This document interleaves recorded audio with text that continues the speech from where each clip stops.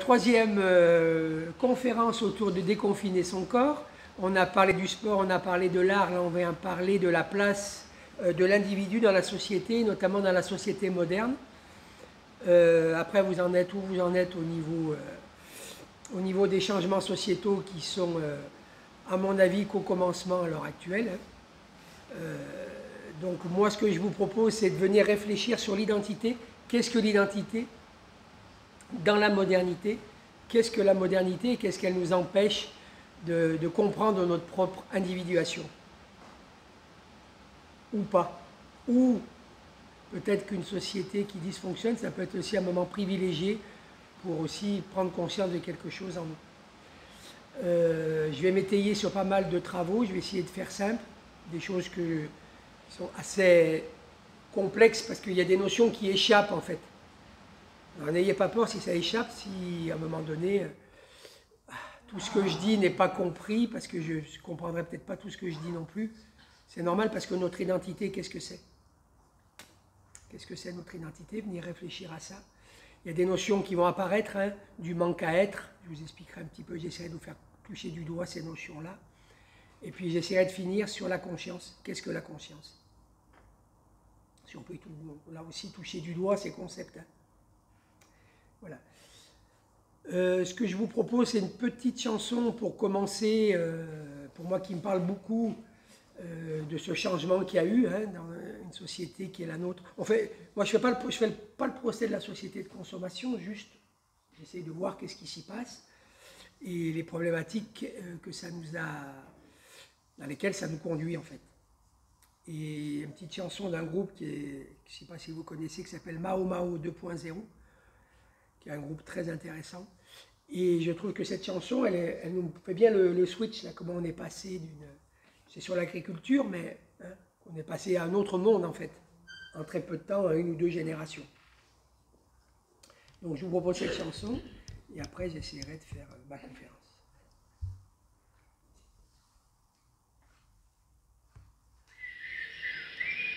Qu'est-ce que vous trouvez le plus important dans la vie? Le plus important, être libre.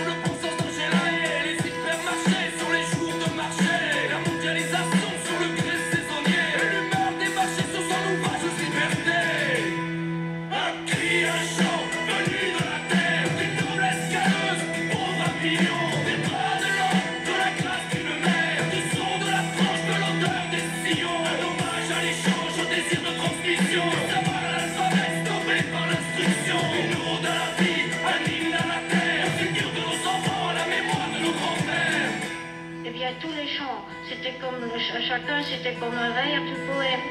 Et comme un jardin. Oui, ils avaient tous des noms.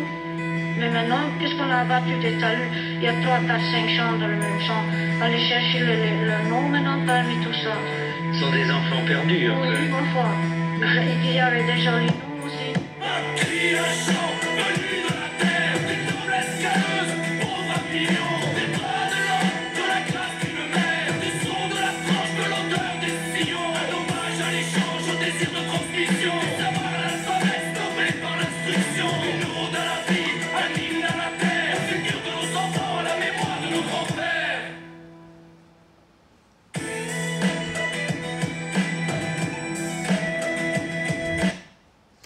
Voilà. Je ne sais pas si ça vous a parlé, mais c'est vrai qu'en très peu de temps, on est passé...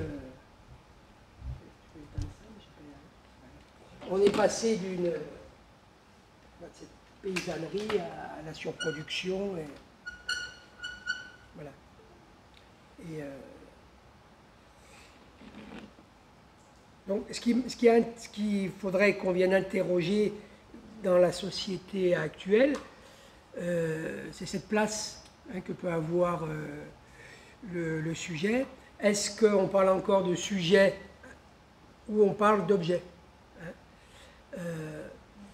Est-ce qu'on vient parler de quelque chose de fondamental en psychanalyse qu'on appelle le nom du père, c'est-à-dire ce nom du père, c'est accepter de ne pas fantasmer, avoir tout de suite maintenant.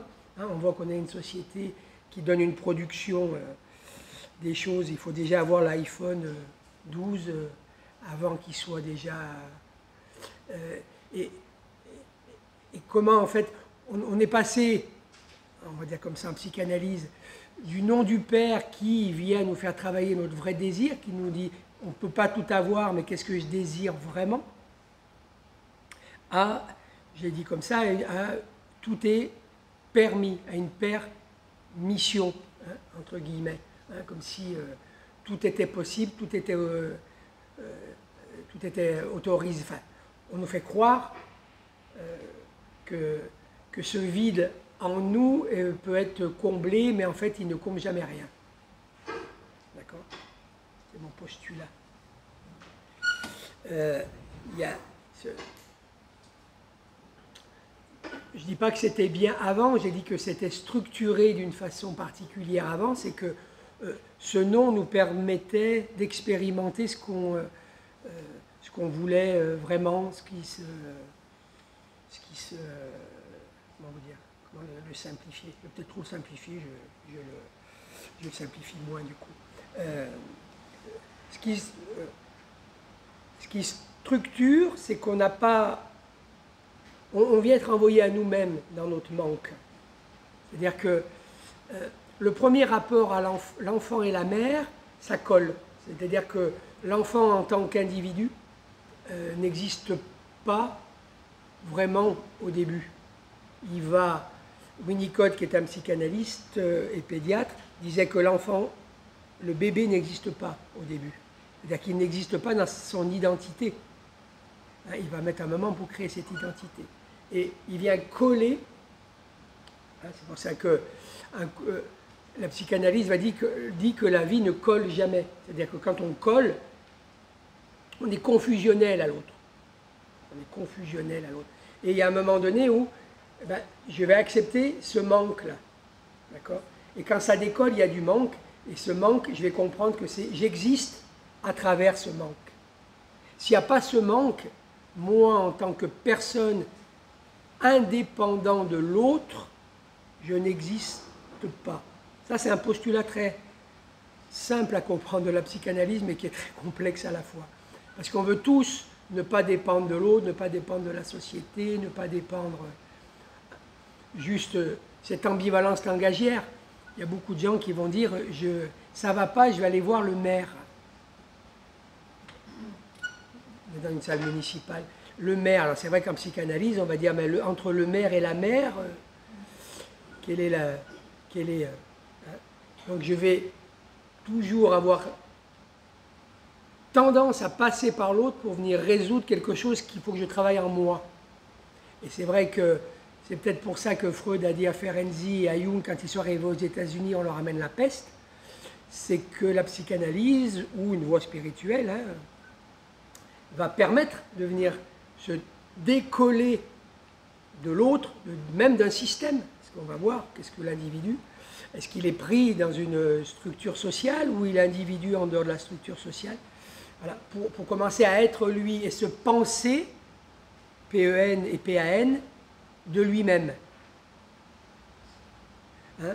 Quand l'enfant se détache, ou quand on arrive à se détacher, même d'un groupe, hein, parce qu'on peut adhérer à un groupe de pensée idéologique, à ceux-là, c'est ceux qui pensent le mieux. Mais du coup, est-ce qu'on est capacitaire à se penser avec un A? C'est bien qu'on vienne défusionner quelque chose.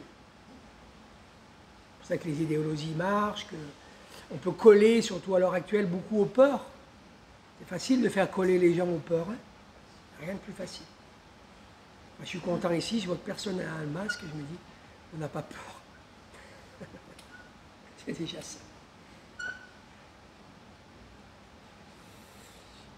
Oui, on serait dans une société qui nous dirait, tu es autorisé à faire ce qu'il te plaît. C'est un leurre, hein, mais fais ce qu'il te plaît. Ce qui vient combler quelque chose de l'ordre du manque, ça serait une production d'objets. Hein, c'est-à-dire qu'on viendrait combler, si, quand je me sépare de l'autre, je viens fantasmer, parce que c'est pas vrai, mais c'est quand même très très fort, que quand je me sors de l'autre, je perds quelque chose. Alors que je ne perds rien. Ça c'est fondamental. Et les sociétés actuelles, elles jouent beaucoup là-dessus. Toutes les sociétés, mais surtout la nôtre. Hein? Comme si, pour pas perdre, remplis ce vide en toi, on va dire d'objets matériels, et on verra pas que de ça d'ailleurs. Il y a une confusion très importante, c'est-à-dire qu'on ne perd rien quand on se sépare de l'autre. Ça nous crée du manque. Mais comme le manque, c'est là où on existe, c'est peut-être intéressant. Toute séparation, même qu'elle soit douloureuse, est existentielle. Elles ne sont pas simples, hein, les séparations. Hein, ce serait ce qu'on dit en psychanalyse. C'est une société qui nous fait croire qu'on peut jouir tout le temps de tout comme on veut, quand on veut. La jouissance en psychanalyse, c'est un leurre. La jouissance en psychanalyse, c'est un leurre. La problématique, comme dirait le Bouddha, c'est-à-dire que je vais souffrir de ne pas avoir quelque chose. Quand je l'ai, j'en souffre parce qu'il n'est pas satisfaisant. C'est une société qui laisse sur des modes de jouissance qui ne sont jamais satisfaisantes. C'est-à-dire que je pense récupérer le bon objet, mais quand je vais l'avoir, il n'est jamais bon. Pourquoi? Parce que je ne me suis pas confronté à ce manque. Hein? Puisqu'on nous fait croire qu'on veut tout de suite maintenant, on vient zapper une temporalité. Zapper une temporalité alors que le temps, il a un sens. Il est structurant, le sens. Des moments en supervision où les éducateurs sont embêtés puisqu'ils ne peuvent plus dire non aux jeunes qui reçoivent, parce que le non, ils ne l'ont pas eu. Je leur dis oui, est-ce que vous pouvez leur dire oui, mais pas tout de suite. Venir les frustrer sur une temporalité. Hein? Là, c'est le problème, c'est qu'on nous fait croire que tout est possible tout de suite maintenant. C'est le quotidien, hein, quand vous êtes avec les gens, vous voyez bien, dans tout, je veux, ils exigent tout de suite, maintenant. Et t'es qui pour m'empêcher de jouir? Ah, c'est pas la jouissance, ah, c'est vraiment la jouissance. Hein. C'est pour ça qu'en psychanalyse, on dit c'est parce qu'on a accepté que cette jouissance, ben, on nous la rabote, qu'on peut s'inscrire sur du désir. Mais qu'est-ce que je désire vraiment? Qu'est-ce que je désire vraiment? Alors dans un premier temps, qu'est-ce que je désire vraiment peut-être comme objet, mais au bout d'un moment, qu'est-ce que je désire vraiment être?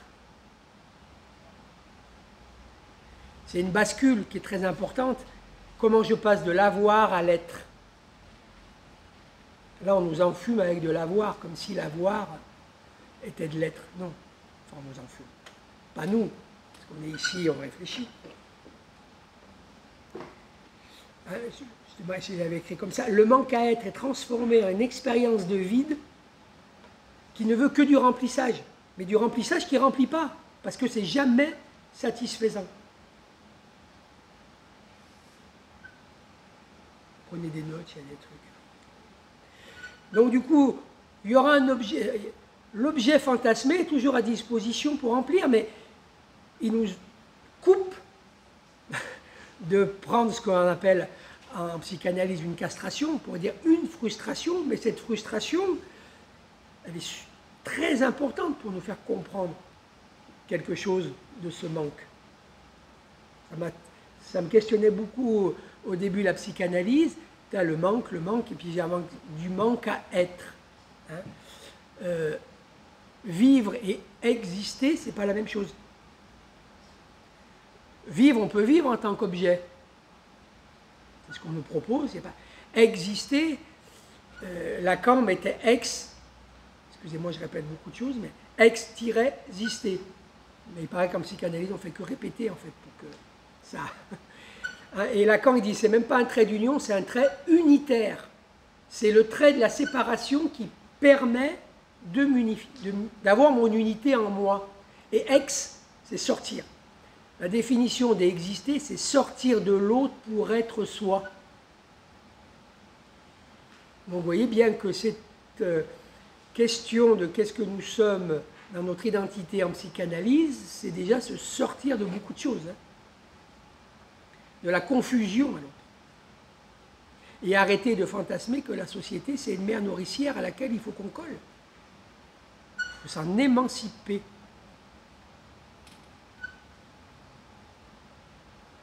Et une caractéristique aussi de nos sociétés, c'est que, vous savez, il faut qu'on soit tous heureux.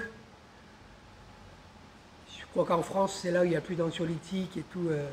Donc on est un pays très heureux. Être heureux, mais ce qui est particulier, c'est des injonctions pratiquement au bonheur. J'y colle pas, mais j'ai rien contre. J'y colle pas, mais j'ai rien contre le développement personnel.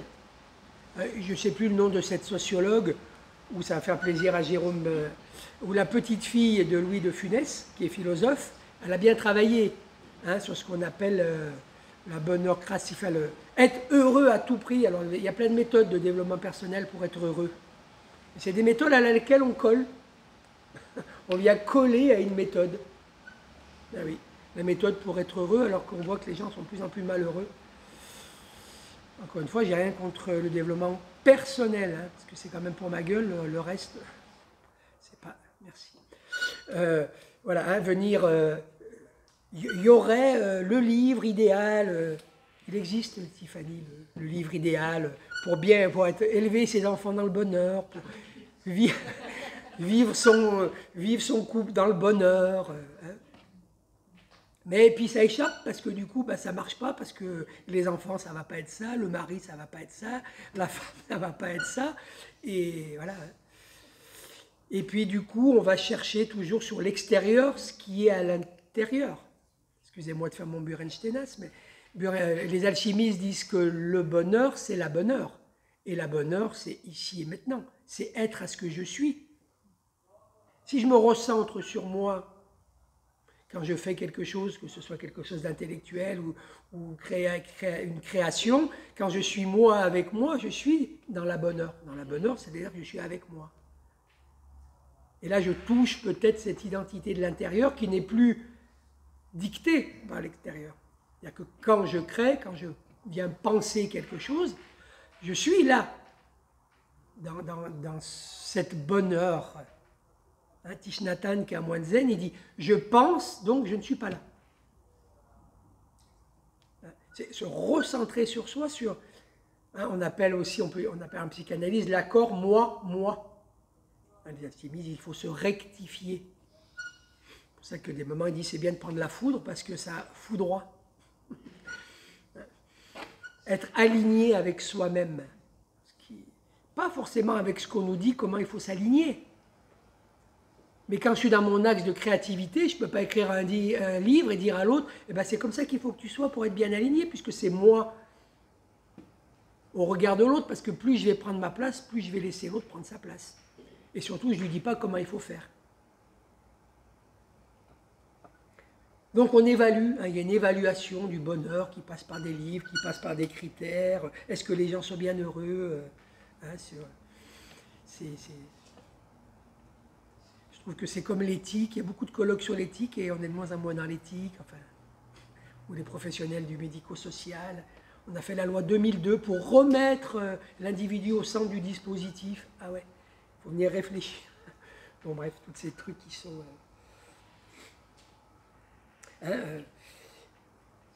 évaluer le bonheur et le bien-être. Ça, c'est vraiment quelque chose.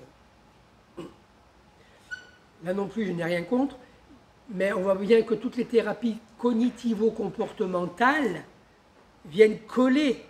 Il faut une rentabilité.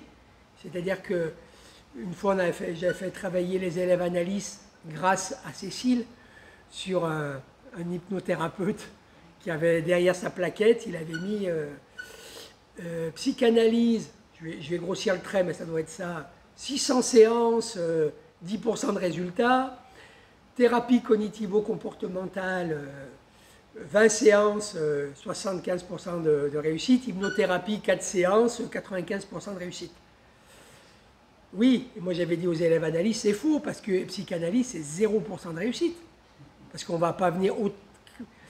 Vas-y, à un moment, quand vous sortez de votre séance, s'il y a quelqu'un qui vous demande, alors du coup, qu'est-ce que vous avez fait dans votre séance? Je m'approche de mon être et de ce que je m'approche de ce que je vais advenir, donc je ne peux pas t'en causer. Alors, ah bah oui, bah c'est nul. Bah oui. Mais c'est vrai que si au bout de 10 séances, la personne, et c'est bien pour elle, elle se lave les mains plus que 30 fois au lieu de 50, c'est bien.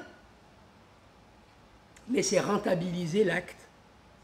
Et en psychanalyse, on ne sait pas trop ce que ça veut dire rentabiliser l'autre. Voilà. Prenez pas au pied de la lettre ce que je vous dis.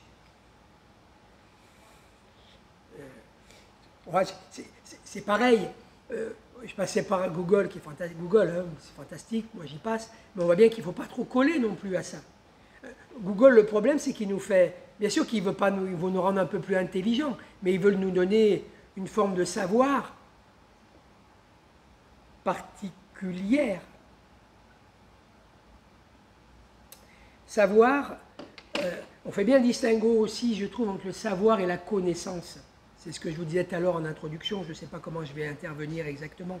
Parce que si j'avais le savoir, je serais qui en fait? Je me prendrais pour qui? Tout savoir.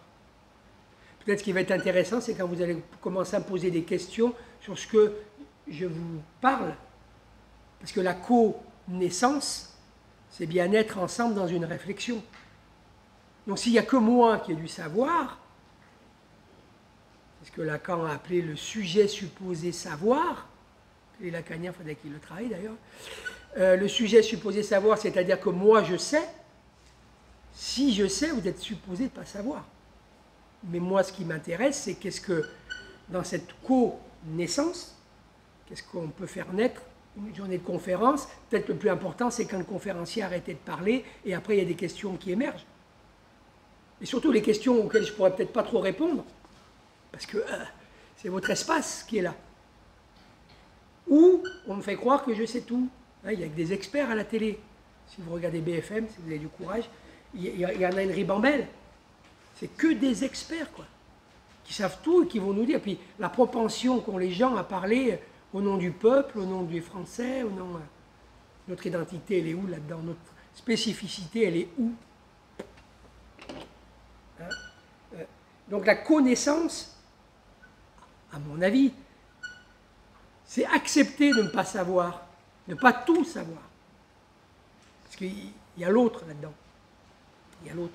Puis c'est bien de ne pas tout savoir, on l'a travaillé il n'y a pas trop longtemps, mais c'est ce que disait Socrate. Hein. C'est parce que c'est ce double mouvement. Merci Patricia, parce que c'est elle qui m'a ouvert sur Socrate, je ne l'avais pas compris comme ça. Hein? Socrate nous dit, oui, je sais, mais c'est parce que j'en sais un peu que je peux accepter de ne pas savoir. Et ça, c'est vachement important. C'est vachement important. Et il dit qu'une connaissance, c'est une reconnaissance de ce qu'on sait déjà. Il dit qu'une connaissance, elle nous permet de se découvrir. Et se découvrir, c'est dans les deux sens du terme. On enlève quelque chose quand on se découvre. Et c'est pour ça qu'il dit qu'une connaissance, c'est qu'une reconnaissance de ce qu'on sait déjà, de nous-mêmes.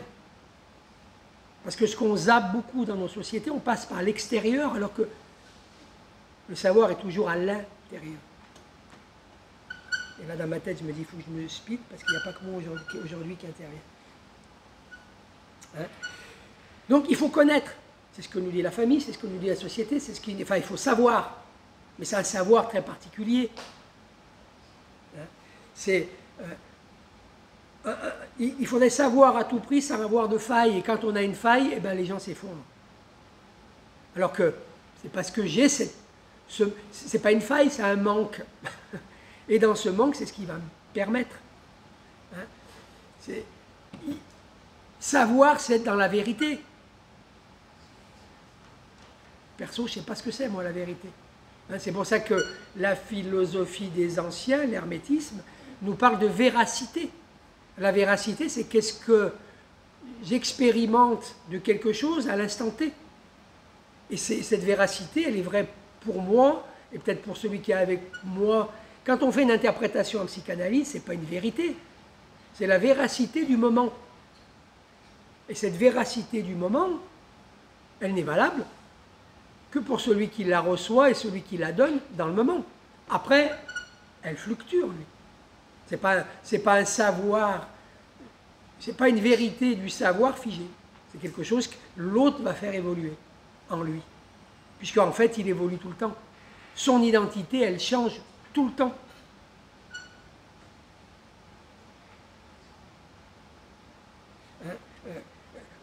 Du coup, je vais vite.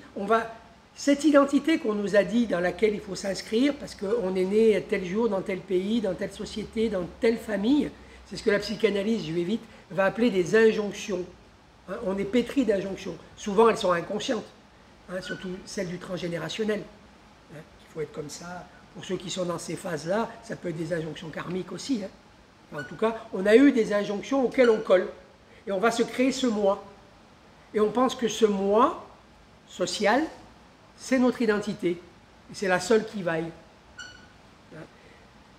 Lacan, qui devait être bouddhiste, dit que le moi n'est pas le je, ce que nous sommes profondément. J'allais dire, ce que nous sommes dans l'inné. D'accord, hein? Il dit, le moi est un objet qui va bien dans la société actuelle. Parce qu'on veut tous être sujets, mais en fait, on nous convoque tous en tant qu'objet. Le problème, c'est que c'est jouissif d'être objet, c'est-à-dire se faire porter par l'autre. Hein? C'est Coluche qui disait, vous êtes qu'on soit intelligent et ils nous prennent pour des cons, comment on ferait alors? Ben c'est ça, hein? La position d'objet, il faudrait qu'on soit intelligent et nous prennent pour des cons, comment qu'on ferait? Littéralement, donc, Lacan dit que ce moi-là, c'est une illusion. On s'illusionne être ça et on s'accroche à ça. On vient fixer quelque chose dans laquelle je me suis bien entendu construit, mais dans laquelle on m'a dit qu'il fallait que je sois, au regard de plein d'injonctions. C'est pas pour ça que ce moi, il faut le détruire complètement, hein. Enfin, il faut le... Hein, mais voilà, c'est cette différence-là. Accrochez-vous. Donc en psychanalyse, on fait bien la différence entre ce moi et ce je, qui est en fait le sujet. Le sujet. C'est là que je vous demande juste d'être bienveillant envers moi. Le sujet, en plus, en psychanalyse, on parle que du sujet de l'inconscient. D'accord? Donc ça serait cette connaissance qu'on a, mais qui est quand même très, très enfouie à l'intérieur de nous. D'accord? C'est pour ça que ce je, ce sujet n'est pas l'individu. hein, ni l'être moyen et normal qui résulte des calculs de la statistique et qui s'est identifié, hein, à un moment donné, parce qu'on lui a dit qu'il fallait qu'il s'identifie comme ça en tant que Français, que Sénégalais, hein, etc. C'est cette notion, peut-être ce que je disais dans le bonheur, vous savez, des moments où on est en train de, on est dans sa propre création, dans son propre, on est soi avec soi, mais c'est bien difficile d'exprimer ce qu'on ressent. Là, ces moments-là qui sont, ça peut être l'intuition, le eureka, le là je comprends quelque chose. Vous savez, quand Socrate dit une connaissance n'est qu'une reconnaissance, des moments où je vous dis des trucs, puis des moments où il dit, bah oui, mais enfin c'est évident ce qu'il nous dit, je le sais. Et là, comme s'il y avait un accord avec soi, mais on ne peut pas trop en causer avec l'autre. Et ça serait quelque chose de l'ordre de notre identité, de nous-mêmes, de l'intérieur, qu'on ne peut pas trop causer. C'est pour ça qu'on dit toujours, cette identité, en fait, elle échappe, elle nous échappe toujours, à quelque part. Mais elle est là. Et puis on va travailler dessus. Hein? Toujours je dis cette phrase, excusez-moi pour ceux qui me connaissent, c'est quand Picasso dit « je ne cherche pas, je trouve ». Paf. Puis des moments, ben, on est tous là. Il n'y a pas que Picasso qui a cette identité.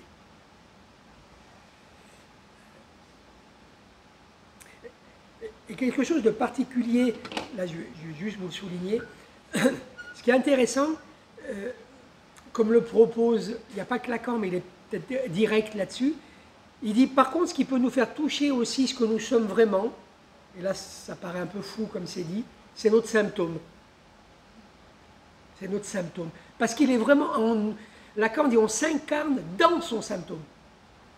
Dans son, pas celui du transgénération. C'est-à-dire qu'il y a quelque chose en nous, les Jungiens, Jung dirait c'est notre part d'ombre peut-être. C'est bête, cette phrase de Jung, mais j'aime même la répéter, c'est parce qu'on accepte notre part d'ombre qu'on peut voir notre lumière. C'est-à-dire que ce symptôme, c'est nous, au plus profond de ce qu'on peut être. Quand on traverse ce symptôme, il peut nous libérer, et surtout nous donner un message à nous, une compréhension de nous. Ou le symptôme dans la société actuelle, on va essayer de le et j'ai rien contre, encore une fois, hein, mais on voit bien, et puis je pense que Émilie nous en parlera beaucoup mieux que moi, des moments où on va déterminer l'autre, l'adolescent ou l'adulte, par son symptôme. Il va être pris dans son symptôme. Et c'est bien parce qu'on est plein à travailler dans le symptôme. Et puis, il y a des psychomotriciens, il y a des ergots, il y a plein de gens qui travaillent autour du symptôme. Hein. Et seulement si je deviens objet du symptôme, c'est pas la même chose si en tant que sujet, j'ai du symptôme, et ce symptôme, qu'est-ce qu'il vient me parler en fait? Qu'est-ce qu'il a à me dire?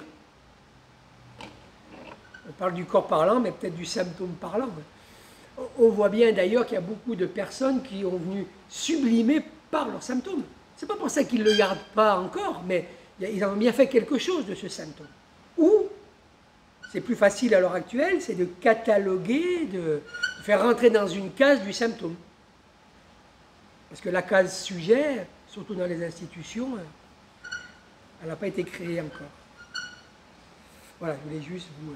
C'est vrai qu'il met les lettres de noblesse aux symptômes. Alors pour ceux que ça intéresse, mais vous le savez, les élèves analystes, il parle du symptôme. S-I-N-T-H-O-M-E. Le symptôme nous amène à cette position du saint homme, ou de la sainte femme.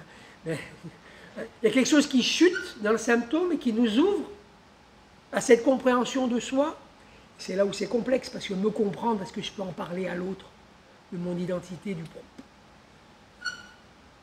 Oui, mais pas trop. Et là, c'est vraiment, je trouve, quelque chose d'important, c'est que l'identité en psychanalyse, elle ne se formule pas sur du nous. Elle ne se formule pas sur du nous. Ce n'est pas nous les hommes, ce n'est pas nous les femmes, ce n'est pas nous les psychanalystes, ce n'est pas nous les pharmaciens, ce n'est pas nous les balayeurs, c'est pas nous les victimes, ce n'est pas nous les exclus, d'accord? Elle vient convoquer sur ce je. Alors, c'est vrai que le moi, il peut être pris, c'est là où c'est paradoxal, c'est qu'on n'a pas intérêt à opposer. C'est pas parce que je suis dans cette famille, dans cette société, dans ce métier, dans ce courant de pensée qui reste l'apanage du moi, mais qui est quand même pris dans plein de choses qui le dépassent, qu'en même temps, ce je, il dit oui, mais moi, j'existe en dehors de ça. J'existe en dehors de ça. Et la véritable connaissance ou reconnaissance, elle est là. Elle est sur l'intérieur. Excusez-moi, je dis toujours la même chose. Hein, au début, c'est « je suis le chemin ». Je comprends bien que je suis le chemin. Et ce retournement-là, dans l'intérieur du sujet, ce qui fait peur, parce que si tous on commence à être sur son axe d'individuation, on aura moins besoin de passer par l'autre. C'est-à-dire qu'on aura moins besoin de passer par des gens qui pensent à notre place. Parce que ça, il y a beaucoup de gens qui vous mettent en temps. C'est Jacqueline Bousquet, qui était une grande physicienne et biologiste moléculaire, disait « Soyez roi et reine dans votre propre royaume ». C'est-à-dire qu'elle disait « Pensez par vous-même ». Moi, je rajoute en tant que sujet, ou c'est les autres qui vont penser pour vous et qui vous mettront en tant qu'objet. Penser par soi-même, c'est capital.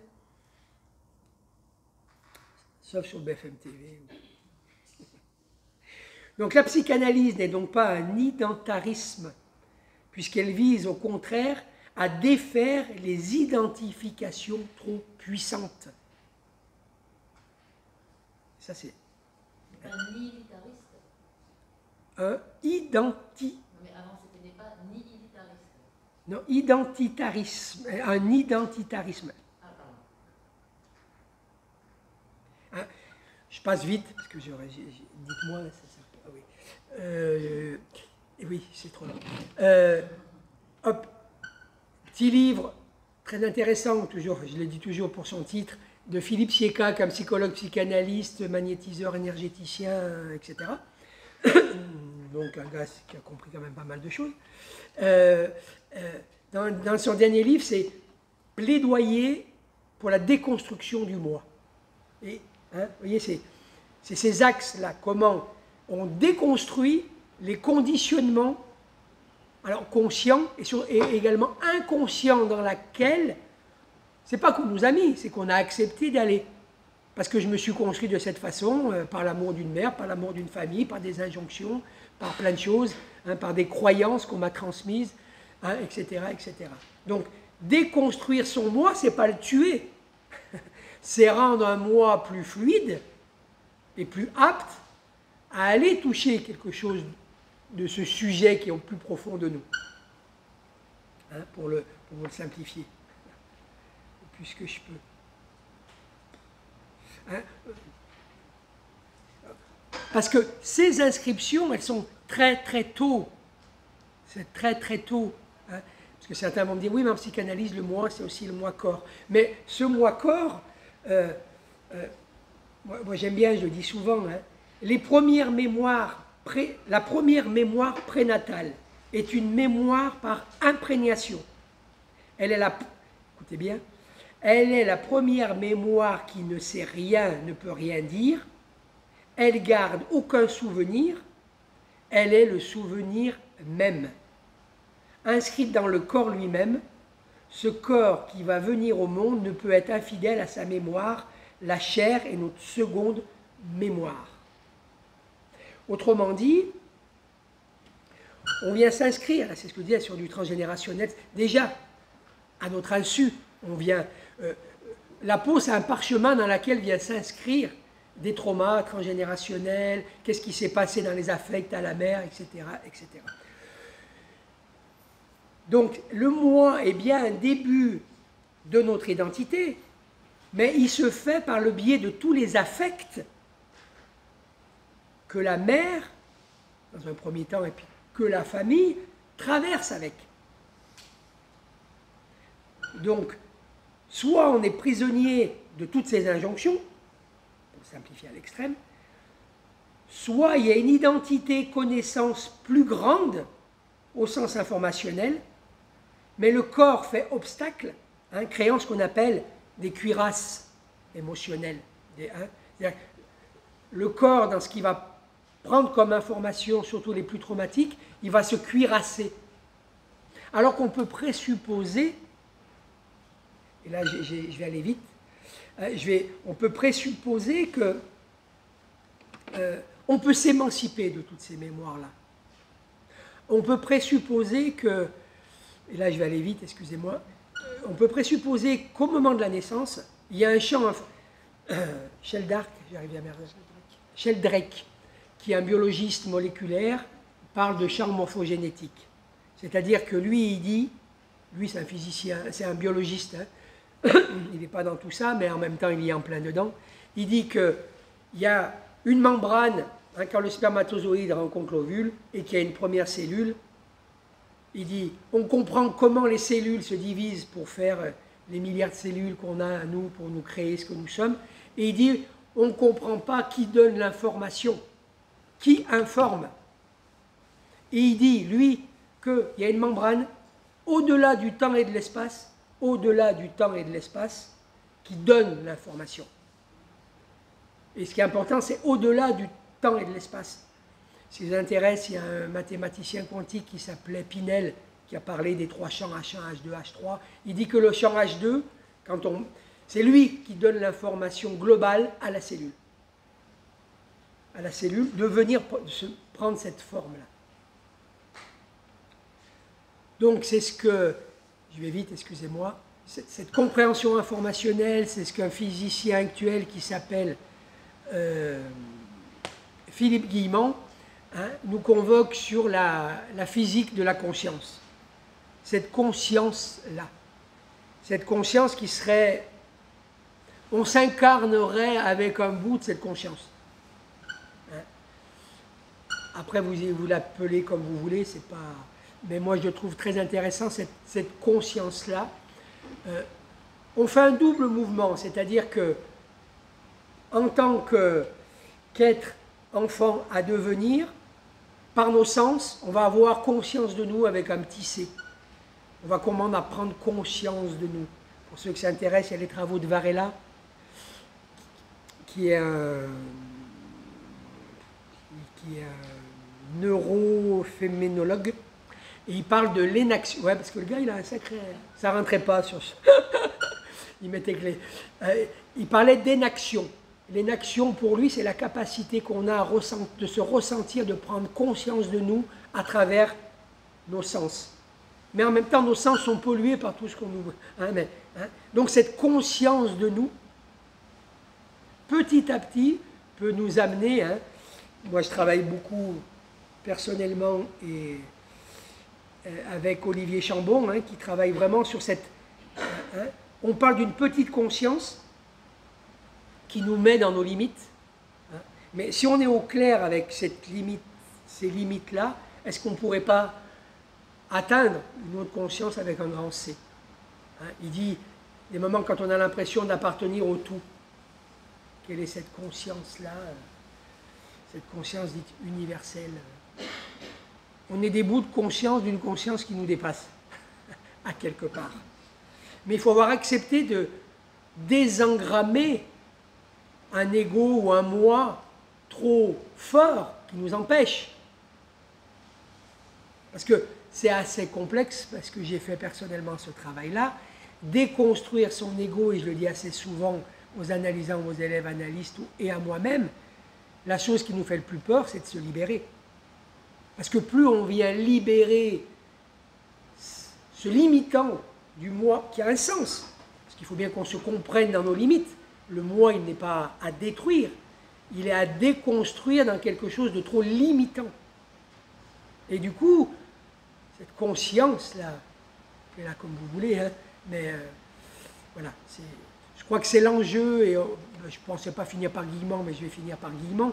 Si vous lisez son dernier livre, Le Grand Virage de l'Humanité, c'est un petit peu ça qui nous met en exergue, où on vient sur du corps objet et on rentre dans ce qui voudrait nous faire rentrer, c'est-à-dire qu'on n'a plus qu'un corps biologique, il n'y a plus d'âme, il n'y a plus d'esprit, tout ça n'existe plus. Et donc du coup, ils ont le bon médicament à nous donner pour ce corps biologique, et puis on vient de l'homme transgénique et de la mutation du super-homme, mais qui ne sera plus qu'un objet. Qui sera plus qu'un objet à soigner. Alors que l'homme, il est quand même pris dans une même dimension que d'être soigné. Il y a une dimension ontologique quand même plus grande chez l'homme et symbolique plus grande. Et en même temps, ça coupe quelque chose qui est très embêtant pour Big Pharma, c'est la capacité d'auto-guérison qu'a le corps. Plus on s'humanise, plus on rentre dans son axe, plus le corps aura tendance à s'auto-guérir. Parce que, ça vous le savez, c'est pas un scoop, c'est pas le psychanalyste qui vous soigne, ça vous le savez, mais c'est pas le médecin non plus qui vous soigne.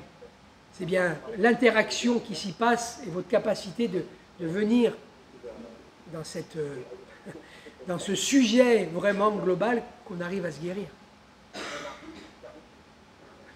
Je m'arrêterai là parce qu'on ne s'arrêterait pas. Est-ce que vous avez... non, si vous pouvez couper votre micro, s'il vous plaît. Ah, pardon. Merci. Voilà, je n'ai pas tout abordé, mais peut-être le principal. Avez-vous des questions? Je ne sais pas si je pourrais y répondre.